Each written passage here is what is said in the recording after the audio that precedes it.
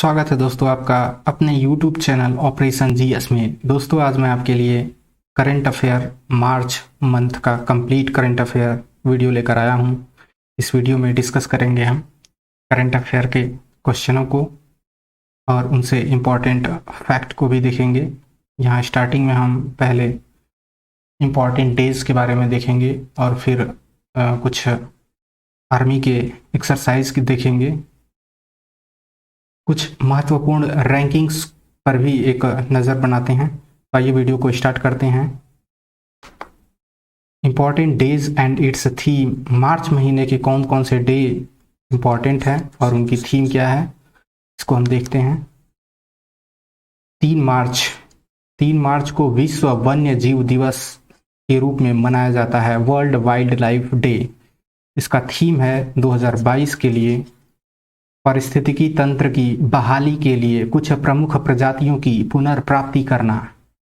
और अगर हम 8 मार्च की बात करें, ये इम्पॉर्टेंट है। इम्पॉर्टेंट डेज को हाईलाइट कर दिया गया है, तो अब इम्पॉर्टेंट ध्यान दीजिएगा। 8 मार्च को अंतर्राष्ट्रीय महिला दिवस के रूप में मनाया जाता है और इस बार 2022 की थीम है gender equality today for a sustainable tomorrow. एक अस्थायी और समान कल के लिए समाज में लैंगिक समानता पर मेनली फोकस किया गया है इस बार के 8 मार्च जो है अंतर्राष्ट्रीय महिला दिवस की थीम पर। अगला देखते हैं। 14 मार्च को अंतर्राष्ट्रीय गणित दिवस के रूप में मनाया जाता है, या फिर आपको कहीं पे पाई दिवस भी मिल सकता है। पाई दिवस ये जो है 14 मार्च को मनाया जाता है।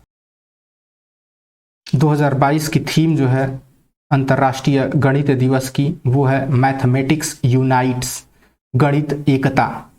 इसे आप याद करने के लिए पाई की वैल्यू 3.14 होता है। यहाँ से आप देख सकते हैं ये 14 और 3 से तीसरा मंथ 14 मार्च, इसे आप याद रख सकते हैं। ये पाई दिवस या अंतर्राष्ट्रीय गणित दिवस 14 मार्च को मनाया जाता है। 21 मार्च को अंतर्राष्ट्रीय वन दिवस इंटरनेशनल डे ऑफ फॉरेस्ट के रूप में मनाया जाता है और इस बार का जो थीम है वो वन और सतत उत्पादन और खपत, forest and sustainable production and consumption.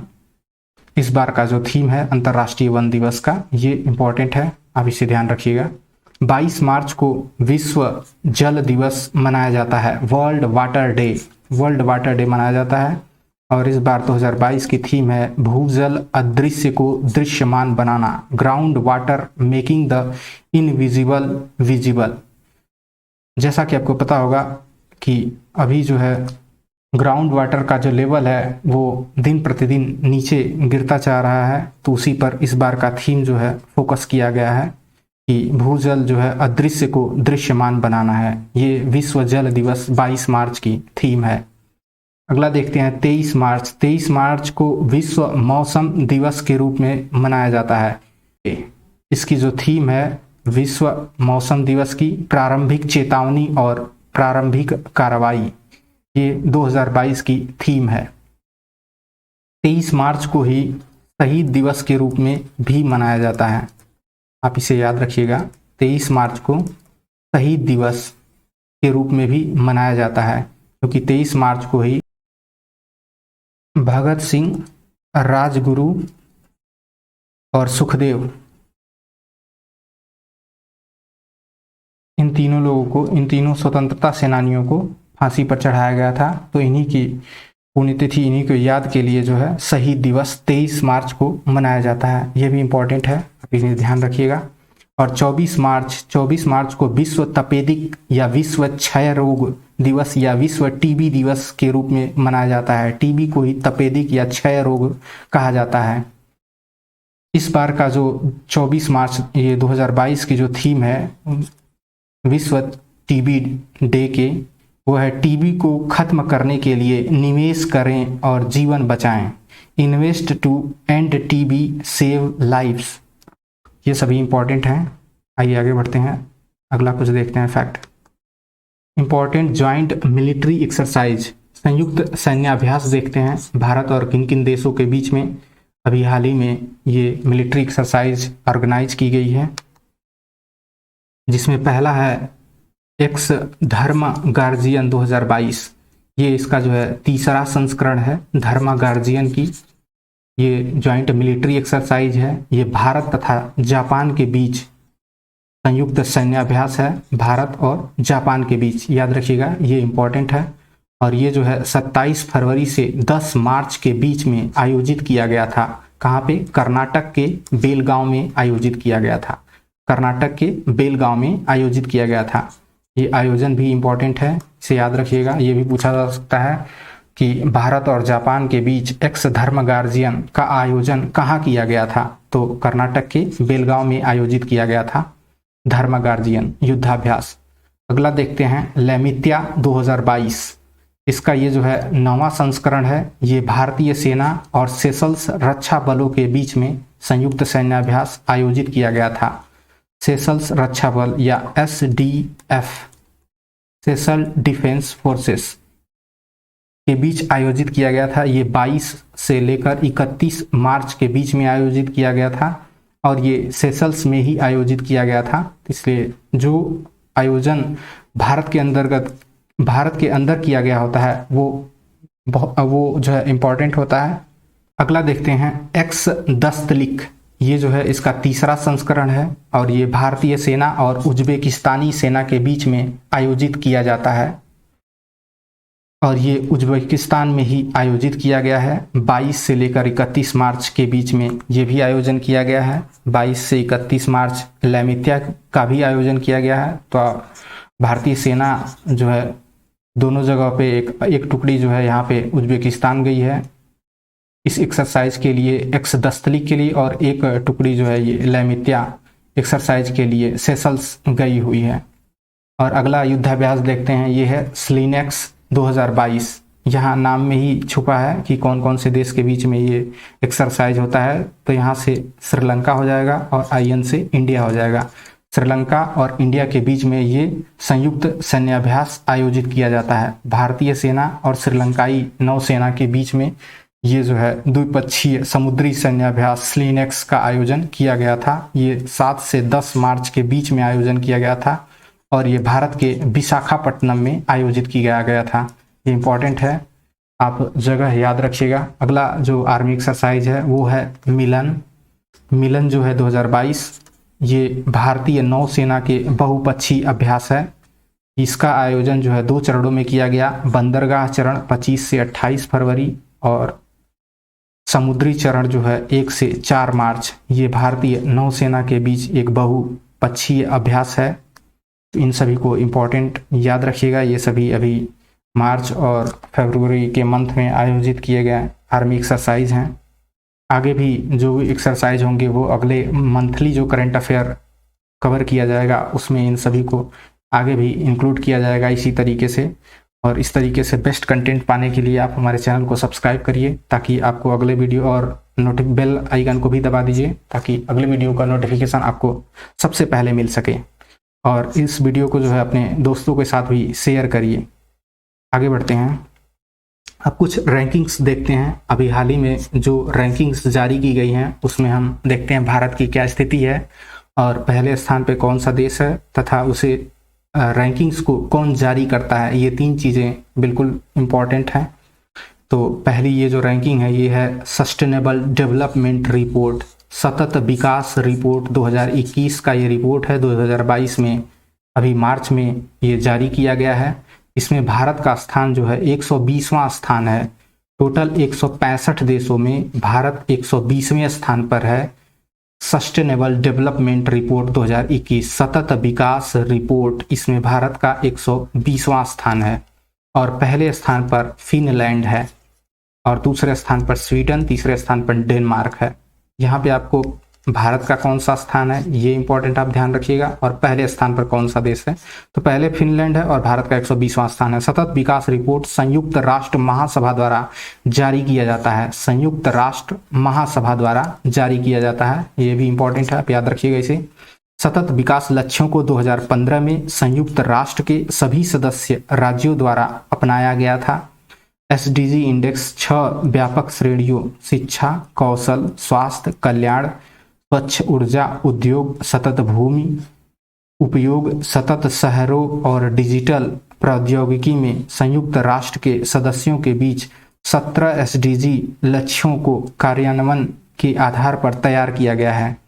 इसमें पूछा जाता है कि एसडीजी में कुल कितने गोल हैं, तो ये इम्पोर्टेंट, वेरी वेरी इंपॉर्टेंट है कि एसडीजी में जो है 17 गोल निर्धारित किए गए हैं और ये संयुक्त राष्ट्र महासभा द्वारा, नेशनल असेंबली द्वारा जो है ये निर्धारित किया गया है, संयुक्त राष्ट्र महासभा द्वारा। और एक बार जल्दी में देखते हैं कौन कौन से वो 17 लक्ष्य हैं।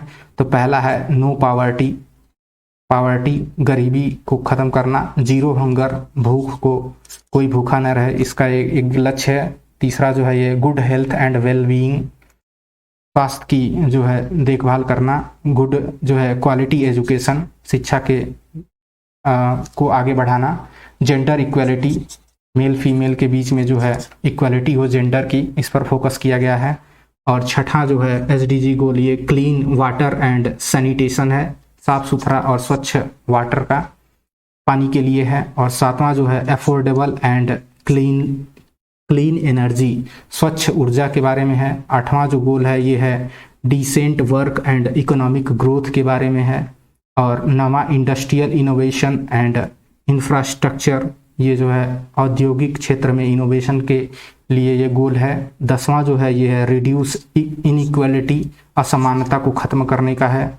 और 11वां जो है सस्टेनेबल सिटीज़ एंड कम्युनिटीज़, जो शहरों का निर्माण किया जाना, इसका एक लक्ष्य है। रिस्पॉन्सिबल कंजम्पशन एंड प्रोडक्शन, जो भी कंजम्पशन होते हैं और प्रोडक्शन होते हैं उनके बीच में एक रिस्पॉन्सिबल वो होना, चैन होनी चाहिए। और क्लाइमेट एक्शन, ये 13वां एसडीजी का लक्ष्य है। और 14वां जो है ये लाइफ बिलो वाटर, जल जीव, समुद्र के नीचे जो भी जल जीव हैं उनके बारे में, उनकी रक्षा करना और उनके बारे में ध्यान रखना, इस पर भी फोकस किया गया एसडीजी का। 15वां लक्ष्य लाइफ ऑन लैंड है। और 16वां peace, justice and strong institution है। और 17वां पार्टनरशिप्स फॉर द गोल। ये जो है 17 एसडीजी के लक्ष्य हैं जो कि संयुक्त राष्ट्र महासभा द्वारा तय की गई हैं ये लक्ष्य, और सभी देशों को इन 17 लक्ष्यों को हासिल करने के लिए अपने देश के अंदर बहुत सारे जो है पॉलिसी बनाकर इन 17 जो गोल है इसको हासिल करना ही सभी देशों का लक्ष्य होना चाहिए। ऐसा संयुक्त राष्ट्र महासभा द्वारा इस एसडीजी गोल को हासिल करने के लिए बनाया गया है। आगे बढ़ते हैं। अगली जो रैंकिंग है वो वर्ल्ड हैप्पीनेस रिपोर्ट 2022 के बारे में है। इसमें जो है वर्ल्ड हैप्पीनेस रिपोर्ट जो है खुशी का ये जो सूचकांक है, इसमें भारत का स्थान 136वां स्थान है। भारत का 146 देशों में भारत का स्थान 136वां है। वर्ल्ड खुशहाली रिपोर्ट 2022 में भारत का 136वां स्थान है 146 देशों में। ये भारत की स्थिति ठीक नहीं है इस रिपोर्ट में। और पहले स्थान पर यहाँ पर भी फिनलैंड है, दूसरे पर डेनमार्क, तीसरे पर Iceland. UN world happiness report 2022 में भारत 136वें स्थान पर है। वर्ल्ड हैप्पीनेस रिपोर्ट 2012 से संयुक्त राष्ट्र सतत विकास समाधान नेटवर्क, इसे आप याद रखिएगा, ये इंपॉर्टेंट है। इसके द्वारा ये जो रिपोर्ट है ये जारी किया जाता है। वर्ल्ड हैप्पीनेस रिपोर्ट संयुक्त राष्ट्र सतत विकास समाधान नेटवर्क के द्वारा प्रकाशित किया जाता है। इस रैंकिंग में जो है अफगानिस्तान सबसे निचले पायदान पर 146वें स्थान पर है। यहाँ आप देख सकते हैं 146, 146 सबसे निचले पायदान पर जो है अफगानिस्तान है। भारत की स्थिति भी ठीक नहीं है इस रिपोर्ट में। 136वां स्थान है भारत का और पहले स्थान पर जो है फिनलैंड है। ये इंपॉर्टेंट है। या तो पहला पूछा जा सकता है कि वर्ल्ड हैप्पीनेस रिपोर्ट 2022 में पहला स्थान किस देश का है, वो फिनलैंड का है, या तो फिर भारत का स्थान पूछा जा सकता है, या फिर पूछा जा सकता है कि सबसे निचले पायदान पर कौन सा देश है, तो वो अफगानिस्तान है। याद रखिएगा। अभी से आगे बढ़ते हैं। अब क्वेश्चन के फॉर्मेट में देखते हैं। क्वेश्चन नंबर 1 देखते हैं। हाल ही में किस राज्य केंद्र शासित प्रदेश ने भारत के पहले ई वेस्ट इको पार्क को मंजूरी दी है? आपके ऑप्शन है दिल्ली, महाराष्ट्र, तेलंगाना, आंध्र प्रदेश। इस क्वेश्चन का सही जवाब हो जाएगा दिल्ली। हाल ही में दिल्ली कैबिनेट ने भारत के पहले ई वेस्ट इको पार्क को मंजूरी दी है। यह एक प्रकार का इलेक्ट्रॉनिक इको फ्रेंडली पार्क है। दिल्ली शहर के अंदर हर साल लगभग 2 टन ई कचरा जमा होता है। ई कचरा ये जो है ये इलेक्ट्रॉनिक वेस्ट है, जैसे कि आप गैजेट्स लेते हैं, mobile, laptop, TV, cooler, fridge, ये सभी जितने भी इलेक्ट्रॉनिक्स आइटम होते हैं, इन सभी का जब ये इलेक्ट्रॉनिक्स आइटम खराब हो जाते हैं तो ये एक कचरा के रूप में जमा होता है, वही ई कचरा का यहाँ पे जिक्र किया गया है। यह इको पार्क बनाया जो गया है, ये इको पार्क वैज्ञानिक और सुरक्षित तरीके से इन कचरों का, जो भी ये कचरे इकट्ठा होते हैं, इन कचरों का पुनर्चक्रण, नवीनीकरण और निराकरण करेगा। रिसाइकलिंग, रिफर्बिशमेंट एंड डिसमेंटलिंग किया जाएगा इन कचरों का। यहाँ आप देख सकते हैं पिक्चर में, रोजाना 2 लाख टन ई कचरे का इको पार्क में होगा निपटारा। अगला प्रश्न देखते हैं, किस राज्य सरकार ने मिशन इंद्रधनुष में पहला स्थान हासिल किया है? मिशन इंद्रधनुष की अगर हम बात करें तो ये टीकाकरण से संबंधित है, मिशन इंद्रधनुष, और इसमें जो पहला स्थान है वो उड़ीसा द्वारा हासिल किया गया है। तकरीबन 90% यहाँ पे टीकाकरण किया गया है। यहाँ देख सकते हैं, राष्ट्रीय परिवार स्वास्थ्य सर्वेक्षण के अनुसार उड़ीसा 90.5%, 90.5% जो है टीकाकरण के साथ पहले स्थान पर है। मिशन इंद्रधनुष भारत सरकार का मिशन इंद्रधनुष स्वास्थ्य सेवा पहल है। इसे पहली बार 25 दिसंबर 2014 को लॉन्च किया गया था। यह योजना भारत में 90% पूर्ण टीकाकरण कवरेज हासिल करने और वर्ष 2022 तक इसे बनाए रखने का प्रयास करती है। अगला प्रश्न देखते हैं, भारत में शयन मुद्रा में भगवान बुद्ध की सबसे बड़ी मूर्ति किस राज्य में बन रही है? आपके ऑप्शन है उत्तर प्रदेश, झारखंड, बिहार, पंजाब। इस क्वेश्चन का सही जवाब हो जाएगा बिहार के बोधगया में। बिहार के बोधगया में भगवान बुद्ध की लेटी हुई प्रतिमा बनाई जा रही है। यहाँ पिक्चर में आप देख सकते हैं, भारत में जो है शयन मुद्रा स्लीपिंग पोस्चर में भगवान बुद्ध की सबसे बड़ी मूर्ति बिहार के बोधगया में बनाया जा रहा है। ये इंपॉर्टेंट है, बिहार के बोधगया में। यहाँ ऑप्शन में आपको या तो बिहार मिल सकता है या फिर बोधगया भी ऑप्शन में दिया जा सकता है। भारत के बौद्ध तीर्थयात्रा सर्किट को सक्रिय रूप से पुनर्जीवित किया जा रहा है तथा बोधगया इसका एक अभिन्न अंग है। इस प्रतिमा का निर्माण जो है बुद्धा इंटरनेशनल वेलफेयर मिशन के द्वारा किया जा रहा है। ये इंपॉर्टेंट आप याद रखिएगा। और ये जो प्रतिमा है ये 30 फीट ऊंची है और 100 फीट लंबी है। इसकी लंबाई जो है ये 100 फीट लंबी है, 100 फीट लंबी है और 30 फीट ऊंची है। इसकी जो हाइट है वो 30 फीट है, 30 फीट हाइट है और 100 फीट लंबी है ये मूर्ति भगवान बुद्ध की, और ये स्लीपिंग पोस्चर में ये मूर्ति बनाई जा रही है। अगला प्रश्न देखते हैं, अंतर्राष्ट्रीय महिला दिवस 2022 के उपलक्ष्य में, अंतर्राष्ट्रीय महिला दिवस अभी आपने देखा 8 मार्च को जो है अंतर्राष्ट्रीय महिला दिवस मनाया जाता है, और 2022 के उपलक्ष्य में भारत का पहला 100% महिला स्वामित्व वाला औद्योगिक पार्क किस शहर में खोला गया है? आपके ऑप्शन है पटना, गुरुग्राम, हैदराबाद, दिल्ली। क्वेश्चन का सही जवाब हो जाएगा हैदराबाद में जो है खोला गया है। अंतर्राष्ट्रीय महिला दिवस 2022 के उपलक्ष्य में भारत का पहला 100% महिला स्वामित्व वाला औद्योगिक पार्क हैदराबाद के तेलंगाना में खोला गया है। तेलंगाना के उद्योग मंत्री KT रामाराव ने इस पार्क का उद्घाटन किया। यह park FICCI ladies organisation FLO द्वारा बढ़ावा दिया जाता है।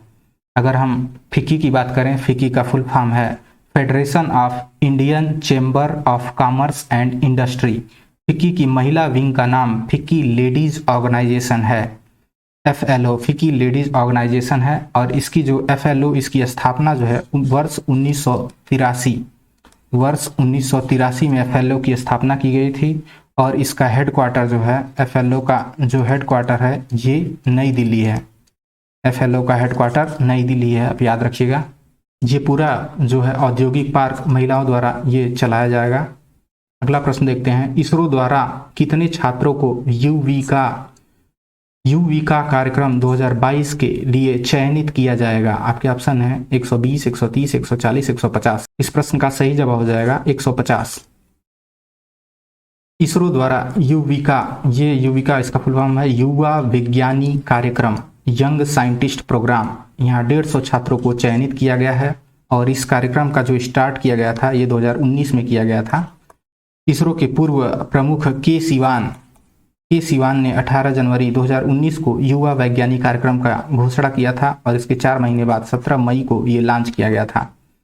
यहाँ आप इसरो के बारे में देख सकते हैं। इसरो के प्रेसिडेंट जो है, चेयरमैन या अध्यक्ष जो हैं, ये एस सोमनाथ हैं। एस सोमनाथ इस समय इसरो के अध्यक्ष हैं और इसरो का मुख्यालय ये बेंगलुरु कर्नाटक में है और इसकी स्थापना जो है 15 अगस्त 1969 में किया गया है।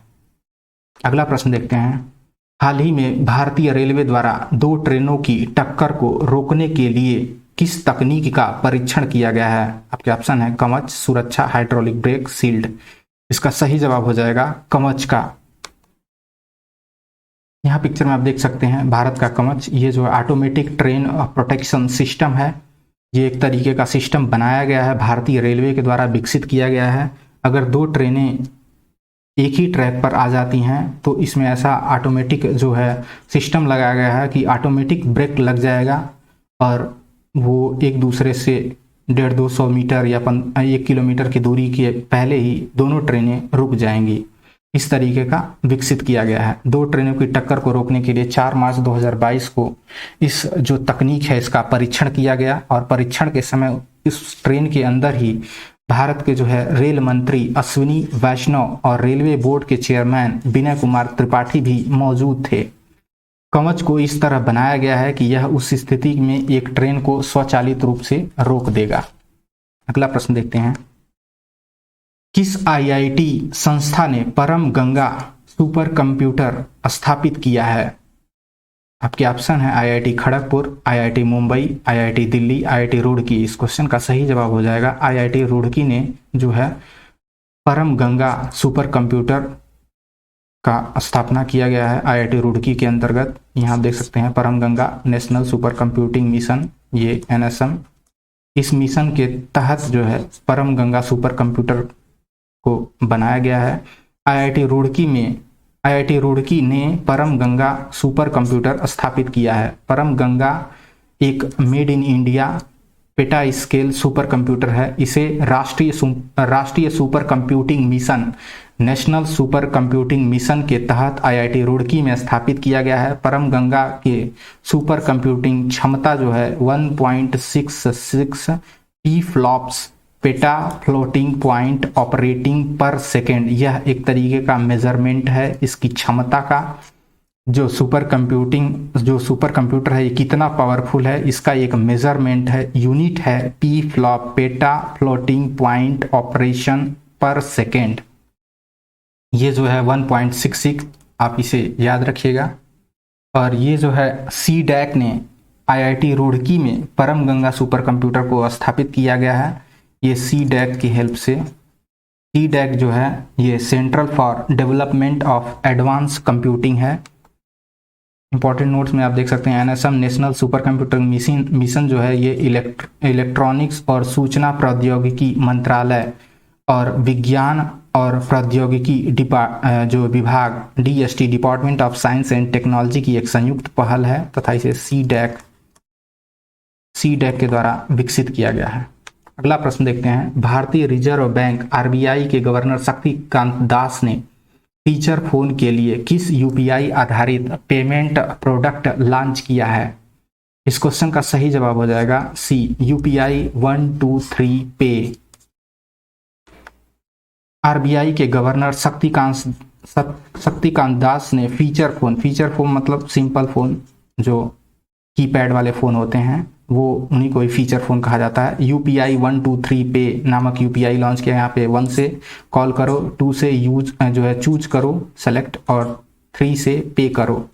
ये 3 ऑप्शन हैं। 3 आसान स्टेप में जो है आप पेमेंट कर सकते हैं। और इसी के साथ ही जो है डिजिटल पेमेंट के लिए 24/7 24 घंटे हेल्पलाइन भी लॉन्च किया गया है और इसका नाम है डिजी साथी। ये इंपॉर्टेंट है, आप याद रखिएगा। डिजी साथी को भी लॉन्च किया गया है ये एक तरीके का हेल्पलाइन है जो 24 घंटे अवेलेबल होगा। कोई भी टेक्निकल ट्रांजेक्शन से संबंधित आपको क्वेरी है तो आप इस पे जो है कॉल कर सकते हैं। UPI 123 पे आप इसे याद रखिएगा। अगला प्रश्न देखते हैं, किस देश ने अपना दूसरा सैन्य उपग्रह नूर 2 अंतरिक्ष में लॉन्च किया है? आपके ऑप्शन हैं ईरान, रूस, संयुक्त अरब अमीरात और पाकिस्तान। इस क्वेश्चन का सही जवाब हो जाएगा ये जो नूर 2 उपग्रह है ये ईरान के द्वारा लॉन्च किया गया है। ईरान के पैरामिलिट्री रिवोल्यूशनरी गार्ड ने अंतरिक्ष में दूसरा उपग्रह नूर 2 लॉन्च किया है और नूर 1 जो है ये पहले 2020 में लॉन्च किया जा चुका है। नूर का अर्थ फारसी में प्रकाश होता है। यहाँ ऑप्शन में आप अगर हम संयुक्त अरब अमीरात और पाकिस्तान इन दोनों की बात करें तो अभी हाल ही में संयुक्त अरब अमीरात को फेटफ ग्रे लिस्ट में डाल दिया गया है। फेटफ जो है ये एक तरीके का फाइनेंशियल एक्शन टास्क फोर्स, ये जो टेरर फंडिंग के लिए फेटफ को भी ग्रे लिस्ट में डाल दिया गया है। पाकिस्तान ऑलरेडी पहले से ही फेटफ के ग्रे लिस्ट में बना हुआ है, तो इसे भी आप याद रखिएगा, इम्पोर्टेंट है। ईरान से अगर कुछ संबंधित हम देखें तो ईरान की राजधानी तेहरान है और ईरान की मुद्रा ईरानी रियाल है। ईरान के राष्ट्रपति इब्राहिम रईसी हैं और राष्ट्रीय खेल ईरान का जो है फ्री स्टाइल कुश्ती, ये ईरान का राष्ट्रीय खेल है। आप इसे याद रखिएगा, ये सभी महत्वपूर्ण हैं। अगला प्रश्न देखते हैं, किस राज्य सरकार ने सुषमा स्वराज पुरस्कार की घोषणा की है? आपके ऑप्शन है असम, हरियाणा, दिल्ली, गुजरात। इस प्रश्न का सही जवाब हो जाएगा हरियाणा के मुख्यमंत्री मनोहर लाल खट्टर ने जो है इस पुरस्कार की घोषणा की है। हरियाणा के मुख्यमंत्री मनोहर लाल खट्टर ने राज्य बजट में पेश करते समय इस पुरस्कार की जो है सुषमा स्वराज पुरस्कार की घोषणा की है। सुषमा स्वराज पुरस्कार प्रशस्ति पत्र के साथ 5 लाख रुपए पुरस्कार राशि होगी। और सुषमा स्वराज की अगर हम बात करें तो ये नरेंद्र मोदी सरकार में 2014 से लेकर 2019 के दौरान भारत के विदेश मंत्री के रूप में इन्होंने कार्य किया है और इंदिरा गांधी के बाद वह इस पद पर काबिज होने वाली दूसरी महिला थीं। और श्रीमती सुषमा स्वराज यहाँ देख सकते हैं, इनको पद्म विभूषण से सम्मानित किया गया है वर्ष 2020 में पब्लिक अफेयर के क्षेत्र में।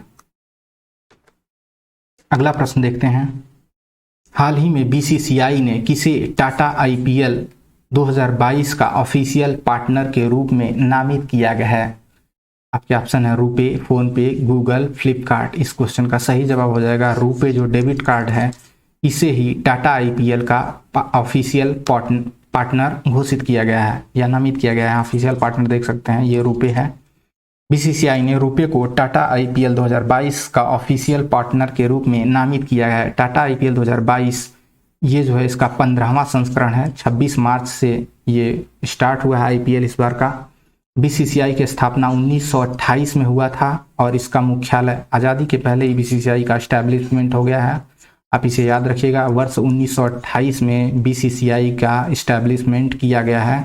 इसका मुख्यालय मुंबई महाराष्ट्र में स्थित है। BCCI के प्रेजेंट टाइम में जो अध्यक्ष हैं वो सौरभ गांगुली हैं और इसके उपाध्यक्ष राजीव शुक्ला हैं और तथा इसके जो सचिव हैं वो जय शाह हैं। अमित शाह के बेटे जय शाह सचिव हैं। और कप 2022 का आयोजन कहाँ किया गया है?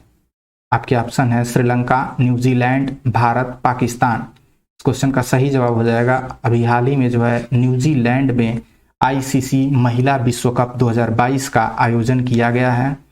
ICC महिला विश्व कप 2022 न्यूजीलैंड में शुरू हुआ है। इसका आयोजन 4 मार्च से जो है 3 अप्रैल के बीच, मतलब 3 अप्रैल को जो है फाइनल खेला जाएगा। और यह ICC महिला विश्व कप का 12वां संस्करण होगा। 8 टीमें हिस्सा लेंगी। ICC 2022 में भारतीय टीम का सफर खत्म हो चुका है क्योंकि भारतीय टीम अपने लीग मैच में साउथ अफ्रीका से हार कर विश्व कप से बाहर हो गई है। और जब मैं ये वीडियो अभी रिकॉर्ड कर रहा हूँ तो 3 अप्रैल को फाइनल खेला जाएगा ऑस्ट्रेलिया और इंग्लैंड के बीच।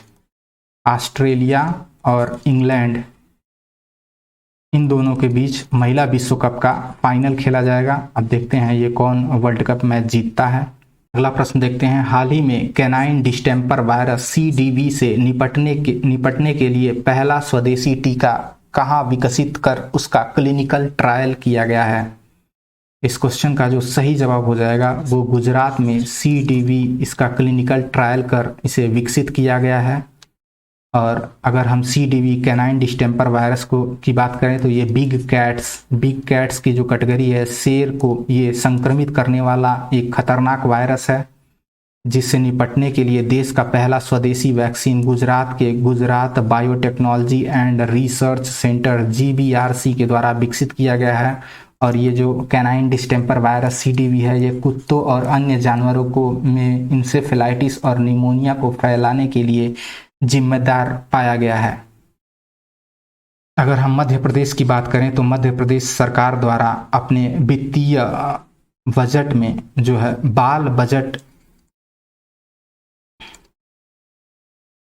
बाल बजट के रूप में पेश किया गया है। ये मध्य प्रदेश सरकार द्वारा पहली बार किया गया है, जो कि ये अपने वार्षिक वित्तीय योजना में बाल बजट पेश किया है। पहली बार ऐसा हुआ है कि किसी राज्य द्वारा बाल बजट पेश किया गया हो। अगला प्रश्न देखते हैं। हाल ही में Pandit Hariprasad Chaurasia lifetime achievement award से किसे सम्मानित किया गया है? आपके ऑप्शन है उस्ताद अमजद अली खान, सोनू निगम, पंडित बिरजू महाराज, पंडित किशन महाराज। इस क्वेश्चन का सही जवाब हो जाएगा उस्ताद अमजद अली खान, जो कि एक सरोद वादक हैं।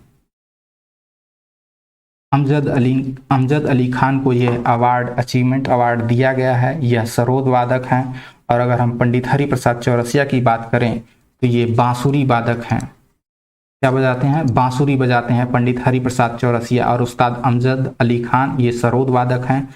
और सोनू निगम जी को हाल ही में अभी पद्मश्री अवार्ड से सम्मानित किया गया है। पद्मश्री पुरस्कार दिया गया है सोनू निगम जी को। और अगर पंडित बिरजू महाराज की बात करें तो ये कथक सम्राट कहे जाते हैं और ये लखनऊ घराने से संबंधित हैं, पंडित बिरजू महाराज। और पंडित किशन महाराज की बात करें तो ये बनारस घराने से संबंधित हैं। और ये प्रसिद्ध सरोद वादक उस्ताद अमजद अली खान को 6 मार्च 2022 को Pandit Hariprasad Chaurasia lifetime achievement award से सम्मानित किया गया है। पंडित हरिप्रसाद चौरसिया ये बांसुरी वादक हैं और ये प्रयागराज में इनका जन्म हुआ था हरिप्रसाद चौरसिया जी का। पंडित बिरजू महाराज लखनऊ घराने के हैं, ये कथक सम्राट कहे जाते हैं। और पंडित किशन महाराज बनारस घराने से संबंधित हैं और ये तबला वादक हैं। अगला प्रश्न देखते हैं।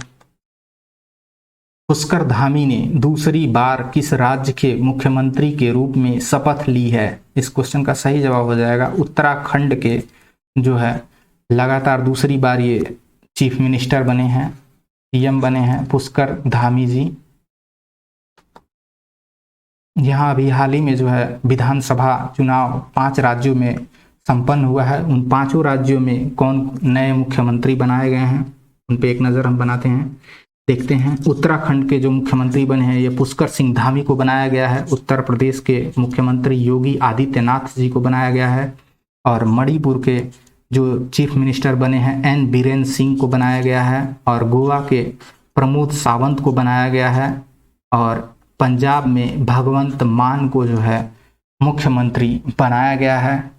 यहाँ पर उस राज्य के राज्यपाल की अगर हम बात करें तो उत्तराखंड के राज्यपाल गुरमीत सिंह याद रखिएगा। और उत्तर प्रदेश के आनंदीबेन पटेल, मणिपुर के गणेशन हैं जो कि राज्यपाल हैं। गोवा के श्रीधरन पिल्लई हैं, ये राज्यपाल गोवा के हैं। और पंजाब के राज्यपाल की बात करें तो बनवारी लाल पुरोहित, ये पंजाब के राज्यपाल हैं।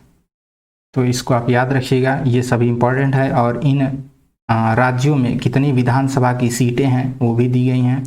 उत्तराखंड में 70 विधानसभा की सीटें हैं, उत्तर प्रदेश में 403, मणिपुर में 60, गोवा में 40 और पंजाब में 117। और ये जो है 5 राज्यों में से 4 राज्यों में ये भाजपा के ही मुख्यमंत्री जीते हैं। बीजेपी इन 4 राज्यों में जीती है। और एक राज्य यहाँ पर जो है आम आदमी पार्टी की सरकार बनी है और ये यहाँ भगवंत मान जो है ये चीफ मिनिस्टर बने हैं। अगला प्रश्न देखते हैं। हाल ही में किस देश की टेनिस खिलाड़ी एशले बार्टी ने 25 साल की उम्र में संन्यास की घोषणा की है?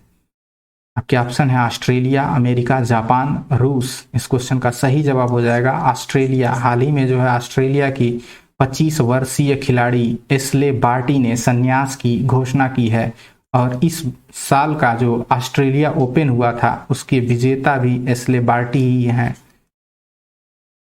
दुनिया की नंबर 1 महिला टेनिस खिलाड़ी एशले बार्टी ने 25 साल की उम्र में पेशेवर टेनिस से संन्यास लेने की घोषणा की है और इस साल इन्होंने ऑस्ट्रेलिया ओपन सहित जो है तीन ग्रैंड स्लैम जीता है। इन्होंने जो है 2019 में फ्रेंच ओपन जीता था और 2021 में विंबलडन ओपन जीता है। एक इम्पॉर्टेंट फैक्ट आप याद रखिएगा, ऑस्ट्रेलिया ओपन और यूएस ओपन जो है ये दोनों हार्ड कोर्ट पर खेले जाते हैं। अगर हम फ्रेंच ओपन की बात करें तो मिट्टी पर खेला जाता है और विंबलडन जो है ये घास पर खेला जाता है। ये जो है 4 महत्वपूर्ण ओपन हैं जो टेनिस से संबंधित हैं और अगर हम सबसे पहले साल के शुरुआत में ही ऑस्ट्रेलिया ओपन आयोजित किया जाता है और उसके बाद ऑस्ट्रेलिया ओपन के बाद जो है फ्रेंच ओपन आयोजित किया जाता है और फ्रेंच ओपन के बाद विंबलडन का आयोजन किया जाता है। विंबलडन के बाद जो है लास्ट में जो है यूएस ओपन का आयोजन किया जाता है। ऑस्ट्रेलिया ओपन और जो है US open first and last ये दोनों हार्ड कोर्ट पे खेले जाते हैं, आप याद रखिएगा, ये दोनों हार्ड कोर्ट पे खेले जाते हैं और फ्रेंच ओपन ये क्ले मिट्टी पर खेला जाता है और अगर हम विंबलडन की बात करें तो ये घास पर खेला जाता है। अगला प्रश्न देखते हैं। IQ एयर 2021 विश्व वायु गुणवत्ता रिपोर्ट में दुनिया की सबसे प्रदूषित राजधानी कौन बनी है? आपके ऑप्शन है ढाका, बीजिंग, दिल्ली, कोलंबो।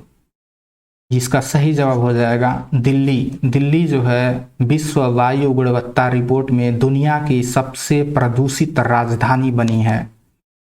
विश्व वायु गुणवत्ता रिपोर्ट के अनुसार नई दिल्ली लगातार दूसरे वर्ष दुनिया की सबसे प्रदूषित राजधानी शहर का दर्जा दिया गया है और इसके बाद नई दिल्ली के बाद ढाका बांग्लादेश है और नजामिन या एंजामिन ये चांड है। उसके बाद तीसरे स्थान पर दुशांबे, यहाँ आप देख सकते हैं ये पेपर की एक कटिंग है। यहाँ पे भारत जो है नई दिल्ली, यहाँ पे ये मेजरमेंट जो है ये PM 2.5 का मेजरमेंट किया गया है। भारत में 96.4 आया है और इसका मेजरमेंट यूनिट जो होता है ये माइक्रोग्राम प्रति घन मीटर है। तो इतने 96.4 माइक्रोग्राम प्रति घन मीटर ये PM 2.5 का मेजरमेंट है दिल्ली में, जो कि सर्वाधिक पाया गया है। दूसरे स्थान पर बांग्लादेश का ढाका है, तीसरे स्थान पर चाड का नजामेन है, चौथे स्थान पर ताजिकिस्तान का दुशांबे है और 5वें स्थान पर ओमान की राजधानी मस्कट है, जहां ये सभी प्रदूषित राजधानियां हैं।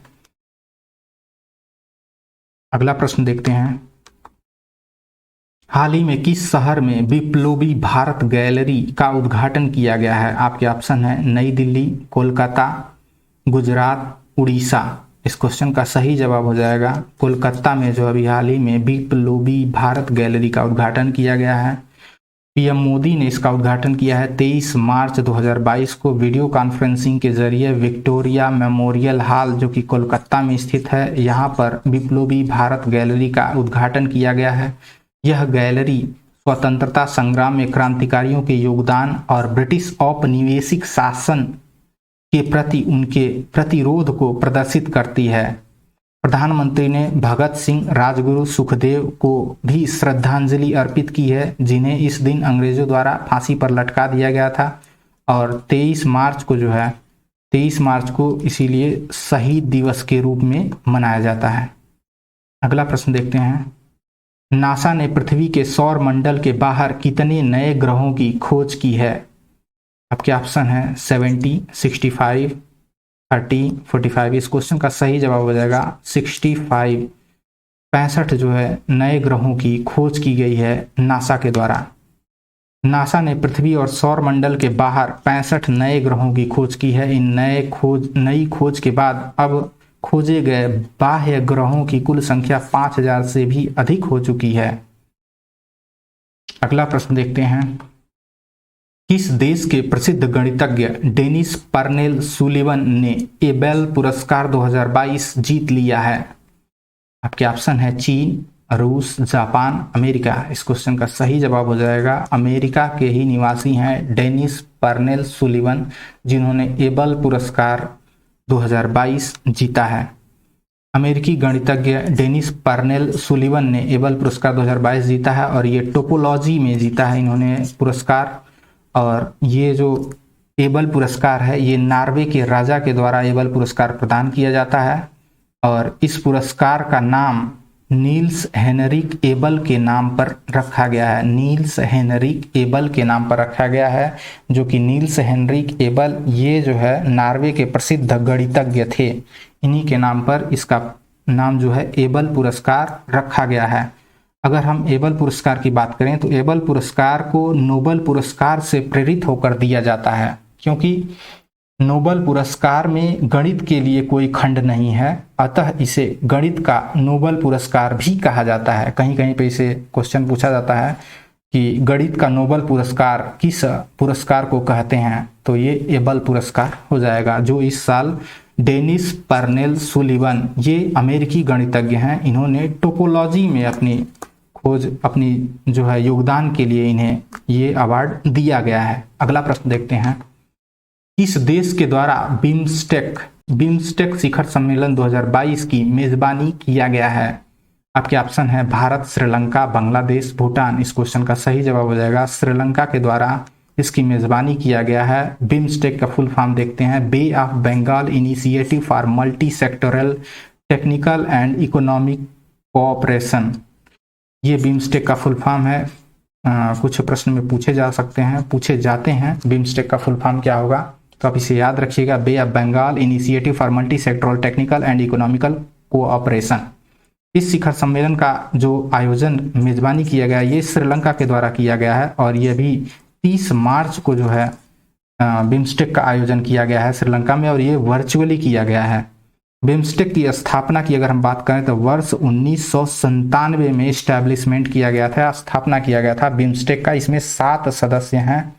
कौन कौन से सदस्य हैं? ये सभी जो सदस्य देश हैं ये बिम्स्टेक, ये बंगाल की खाड़ी से लगे जो भी कंट्री आते हैं यही सभी सदस्य हैं इसके। इसमें बांग्लादेश है, भूटान है, भारत है, नेपाल है, श्रीलंका है, म्यांमार है, थाईलैंड है।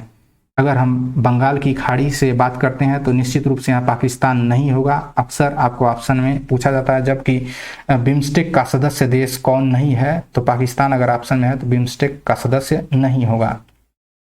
और इस जो बिम्स्टेक की समिट आयोजित किया गया 30 मार्च को, इसमें प्रधानमंत्री मोदी ने $1 मिलियन की वित्तीय सहायता देने की घोषणा की है बिम्स्टेक को। आप इसे भी याद रखिएगा, इंपॉर्टेंट है।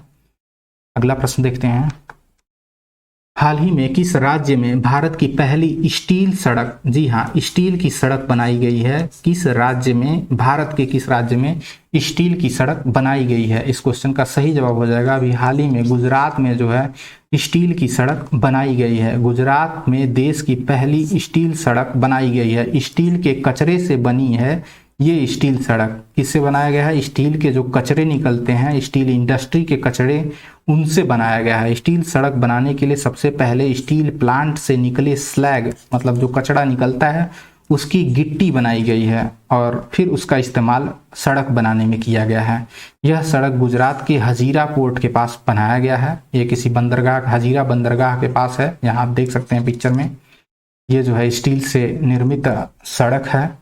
अब भी इस सड़क से भारी ट्रक गुजरते हैं, लेकिन इस पर कोई असर नहीं पड़ रहा है। एक्सपर्ट का मानना है कि स्टील की जो सड़क है ये काफ़ी मजबूत और टिकाऊ है। अगर ऐसा होता है तो और भी राज्यों में इस तरीके की सड़कें बनाई जा सकती हैं। अगला प्रश्न देखते हैं, संयुक्त राष्ट्र इस्लामोफोबिया अंतर्राष्ट्रीय दिवस कब मनाया गया है? तो अभी हाल ही में जो है 15 मार्च को संयुक्त राष्ट्र में इस्लामोफोबिया अंतर्राष्ट्रीय दिवस के रूप में 15 मार्च को मनाया गया है। अगर हम 16 मार्च की बात करें तो राष्ट्रीय टीकाकरण दिवस 16 मार्च को मनाया जाता है। 20 मार्च की बात करें तो विश्व गौरैया दिवस मनाया जाता है, राष्ट्रीय टीकाकरण दिवस। और 20 मार्च को विश्व गौरैया दिवस के रूप में मनाया जाता है और 23 मार्च को शहीद दिवस के रूप में, शहीद दिवस या विश्व मौसम दिवस भी 23 मार्च को ही मनाया जाता है, वर्ल्ड मेट्रोलॉजिकल डे। संयुक्त राष्ट्र महासभा ने 2022 से शुरू होकर हर साल 15 मार्च को इस्लामोफोबिया का मुकाबला करने के लिए अंतर्राष्ट्रीय दिवस के रूप में घोषित करने के प्रस्ताव को मंजूरी दी है।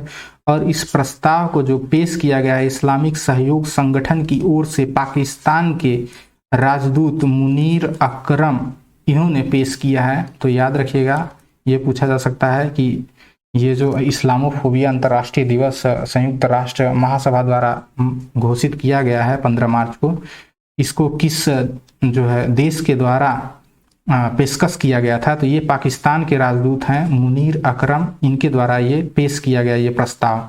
और इस जो इस्लामोफोबिया दिवस है इसका उद्देश्य जो है अभद्र भाषा और मुसलमानों के खिलाफ भेदभाव को कम करना होगा। और संयुक्त राष्ट्र में भारत के स्थायी प्रतिनिधित्व की बात करें तो ये टी.एस. तिरुमूर्ति हैं। ये इंपॉर्टेंट है, ये पूछा जाता है, क्वेश्चन में पूछा जाएगा, आप इसे याद रखिएगा। संयुक्त राष्ट्र में भारत के स्थायी प्रतिनिधि कौन है, तो ये टी.एस. तिरुमूर्ति हैं, जिन्होंने इस अंतर्राष्ट्रीय जो इस्लामोफोबिया दिवस ये जो मनाया गया है इस पर अपना विरोध भी एक तरीके से दर्ज किया है। और इनका कहना ये था कि अगर इस तरीके से किसी धर्म को जो है अंतर्राष्ट्रीय दिवस या उसके वो इस्लामोफोबिया के रूप में मनाया जाता तो और भी धर्म को मनाया जा सकता है। जैसे इन्होंने हिंदू इस्लामोफोबिया डे कह दिया, सिख इस्लामोफोबिया डे किया कहा, ऐसे कहा कि इस तरीके तो फिर बहुत सारे दिवस मनाए जा सकते हैं। तो उन सभी को भी संयुक्त राष्ट्र महासभा के द्वारा प्रस्ताव को पारित किया जाना चाहिए। भारतीय मूल की किस कंपनी ने फीफा विश्व कप 2022 की स्पॉन्सरशिप हासिल कर ली है? आपके ऑप्शन है वीवो, अनअकैडमी, टाटा, बायजूस। इस क्वेश्चन का सही जवाब हो जाएगा बायजू ने जो है फीफा विश्व कप जो कि कतर में आयोजित किया जाएगा, 2022 फीफा विश्व कप कतर में आयोजित किया गया, इसका स्पॉन्सरशिप हासिल किया है बायजू ने, जो कि एक एजुकेशनल कंपनी है। भारतीय मूल की कंपनी बायजूस ने फीफा विश्व कप 2022 की स्पॉन्सरशिप हासिल कर ली है। कतर में होने वाले विश्व कप के लिए बायजू को आधिकारिक तौर पर स्पॉन्सर चुन लिया गया है। अगला प्रश्न देखते हैं, हाल ही में किसने green hydrogen fuel cell electric वाहन टोयोटा मिराई लॉन्च की है? आपके ऑप्शन है नितिन गडकरी, नरेंद्र मोदी, राजनाथ सिंह, अमित शाह। इस क्वेश्चन का सही जवाब हो जाएगा नितिन गडकरी के द्वारा green hydrogen fuel cell electric vehicle Toyota Mirai launch किया गया है। आप इसे यहाँ पिक्चर में भी देख सकते हैं। नितिन गडकरी भारत के जो है सड़क परिवहन और राजमार्ग मंत्री हैं। नितिन गडकरी इन्होंने नई दिल्ली में दुनिया के सबसे उन्नत प्रौद्योगिकी विकसित green hydrogen fuel cell electric vehicle Toyota Mirai launch किया है। ये नाम याद रखिएगा, टोयोटा मिराई, जो कि पावर्ड बाय हाइड्रोजन, यहाँ देख सकते हैं पावर्ड बाय हाइड्रोजन के द्वारा ये है। टोयोटा मिराई भारत का पहला ईंधन सेल इलेक्ट्रिक वाहन है जो पूरी तरह हाइड्रोजन द्वारा संचालित है। अगला प्रश्न देखते हैं। अब कुछ हम इंपॉर्टेंट वन लाइनर प्रश्न देखेंगे। भारत का पहला वर्ल्ड पीस सेंटर कहाँ स्थापित किया जाएगा? तो ये गुरुग्राम में, हरियाणा के गुरुग्राम में स्थापित किया जाएगा। क्या है? World peace centre. अगला वन लाइनर देखते हैं। ब्लूमबर्ग द्वारा जारी इक्विटी बाजार पूंजीकरण के मामले में भारत किस स्थान पर है? ये शेयर मार्केट से संबंधित है। इक्विटी बाजार पूंजीकरण, इसमें ब्लूमबर्ग के द्वारा ये जारी किया गया है। इसमें भारत का 5वां स्थान है। अगला देखते हैं। स्विस ओपन 2022 महिला एकल का खिताब किसने जीता है? तो ये पीवी सिंधु ने जीता है। अगला वन लाइनर देखते हैं। केंद्र सरकार ने प्रधानमंत्री गरीब कल्याण अन्न योजना कितने माह के लिए बढ़ा दिया है? तो ये 6 महीने के लिए बढ़ा दिया है। ये मार्च में ही ये स्कीम जो थी प्रधानमंत्री गरीब कल्याण अन्न योजना, ये खत्म हो रही थी, तो इसको 6 माह के लिए और एक्सटेंड कर दिया गया है। अगला वन लाइनर देखते हैं। भारत का पहला digital water data bank aquarium किस राज्य में लॉन्च किया गया है? तो ये कर्नाटक राज्य में जो है digital water bank aquarium launch किया गया है। कहाँ? कर्नाटक में। आप इसे याद रखिएगा। अगला वन लाइनर देखते हैं। किस राज्य सरकार ने पहली बार अपनी वार्षिक वित्तीय योजना में बाल बजट पेश किया? तो ये मध्य प्रदेश ऐसा करने वाला पहला राज्य है। अगला वन लाइनर देखते हैं। मिस वर्ल्ड 2021 का खिताब किसने जीता है? तो ये कैरोलिना बिलावास्का, ये पोलैंड की हैं। कहीं पे कैरोलिना, यहाँ पे कैरोलिना लिखा है, आप इसे याद रखिएगा, ये पोलैंड की हैं। आप ये याद रखिएगा, इंपॉर्टेंट है, पोलैंड की हैं। अगला वन लाइनर देखते हैं। ISFR एशिया अवार्ड 2021 में Asian bank of the year का अवार्ड किसने जीता है? तो ये एक्सिस बैंक को ये अवार्ड दिया गया है, Asian bank of the year. अगला देखते हैं, सबसे कम मातृ मृत्यु दर के मामले में शीर्ष राज्य कौन है? तो सबसे कम मातृ मृत्यु दर ये केरल में है। और अगर सर्वाधिक की बात की जाए तो सर्वाधिक वेस्ट बंगाल, पश्चिम बंगाल में सर्वाधिक मातृ मृत्यु दर है। सर्वाधिक मातृ मृत्यु दर ये वेस्ट बंगाल में है और सबसे कम न्यूनतम ये केरल में है। अगला देखते हैं, WHO ने भारत के किस राज्य में ग्लोबल मेडिसिन सेंटर स्थापित करने की घोषणा की है? तो ये भारत के गुजरात राज्य में जो है WHO द्वारा ग्लोबल मेडिसिन सेंटर स्थापित करने की घोषणा की गई है। अगला वन लाइनर देखते हैं, UNEP united nation environment programme, इस रिपोर्ट के अनुसार दुनिया का सर्वाधिक ध्वनि प्रदूषित शहर कौन सा है? तो ये बांग्लादेश का ढाका है, जहां 119 डेसिबल ये ध्वनि प्रदूषण है। और हम अगर ढाका के बाद दूसरे स्थान पर बात करें तो सेकेंड स्थान पर भारत के राज्य उत्तर प्रदेश का मुरादाबाद जिला कौन है? मुरादाबाद, उत्तर प्रदेश का मुरादाबाद, ये जो है सबसे ज़्यादा, ये दूसरे स्थान पर सबसे ज़्यादा ध्वनि प्रदूषित शहर है। यहाँ पे 114 डेसिबल दर्ज किया गया है। कितना? 114 डेसिबल। और सर्वाधिक बांग्लादेश के ढाका में 119 डेसिबल, ये सबसे प्रदूषित शहर है। दूसरे स्थान पर मुरादाबाद, उत्तर प्रदेश का। आप इसे याद रखिएगा, ये इंपॉर्टेंट है, पूछा जा सकता है एग्जाम में। आगे बढ़ते हैं, तो ये वीडियो यहीं पे समाप्त होता है। आप हमारे चैनल को सब्सक्राइब करिए, बेल आइकन को दबा दीजिए ताकि अगले वीडियो का अपडेट आपको सबसे पहले मिल सके। और आप हमारे वीडियो को जो है अपने फ्रेंड्स के साथ भी शेयर करिए ताकि उन्हें भी इससे बेनिफिट हो सके। और ये मंथली करंट अफेयर की सीरीज है, यहाँ पे ये इसी तरीके से चलता रहेगा। ये इस तरीके के बेस्ट कंटेंट पाने के लिए आप हमारे चैनल को जरूर सब्सक्राइब कर लीजिए। Thank you, thanks for watching. मिलते हैं आपसे अगले वीडियो में, तब तक के लिए नमस्कार, बाय बाय।